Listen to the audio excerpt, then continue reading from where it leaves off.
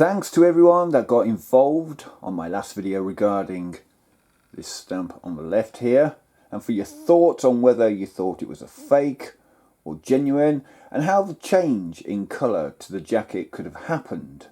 I loved reading all of your comments and suggestions. Some thought it was sunlight, others didn't. Nicotine staining was a possibility, as was water damage. And as you all noticed, there was an overall slightly darker tone to this stamp and to that one. What I didn't do though, which frustrated the heck out of me after I uploaded the video, was to show you the reverse side of this stamp. So let's correct that little error right away. And there we go. Does that help any? I think it does look fractionally darker, but nothing too striking. There are some dark fibres up here attached to the stamp, and that's about it for the reverse. So are we any the wiser?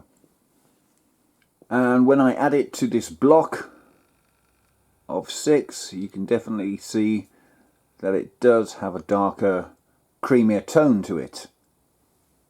And again, for comparison, that's what it looks like when I turn it over, place it against the other 6. So like I said, are we any the wiser? Well, maybe.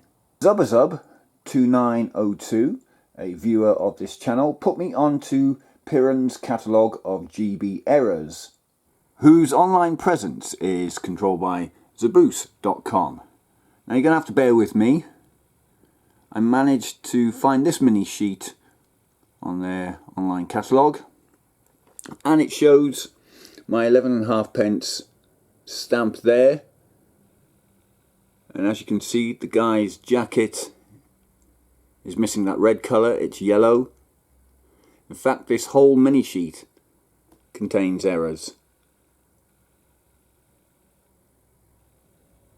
And there we go, Great Britain 1979 error, Rowland Hill miniature sheet missing, Rosine, £1,600.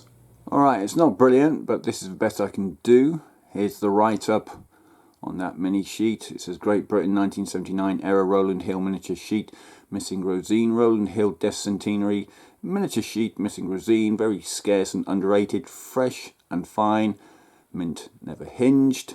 Note, affects the lady's dress in the lower right of the 10p, the postman's jacket, buildings and garments of the 11.5 pence, the buildings and garments of the 13 pence, and the roof of the 15 pence. There we go. So it's an interesting little online tool that you can check out potential errors in your stamps. Now I went back to that packet of stamps that this one came from and looked for any more possible errors. This 13 pence stamp also has the missing Rosine colour.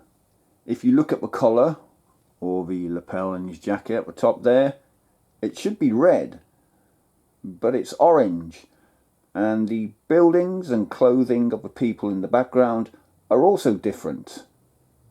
Let me show you what I mean.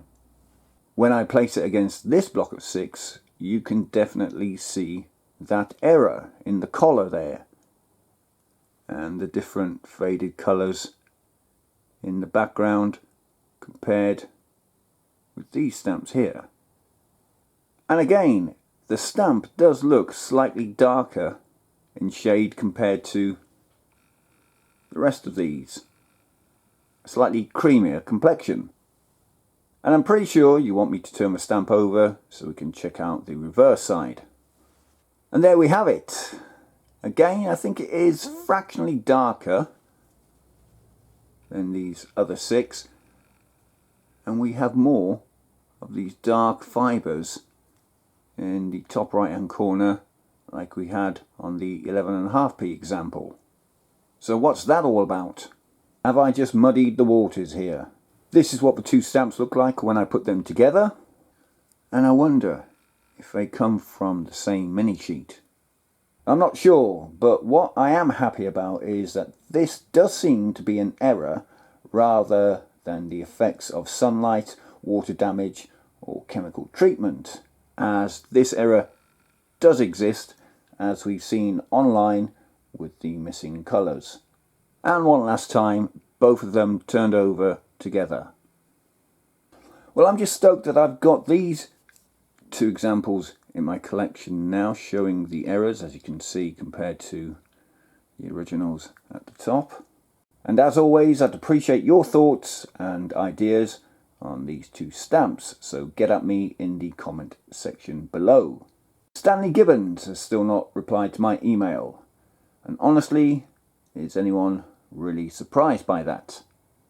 Alright, let's wrap this one up for now. If you've enjoyed this video, then please subscribe to the channel for more content like this, as it's totally free.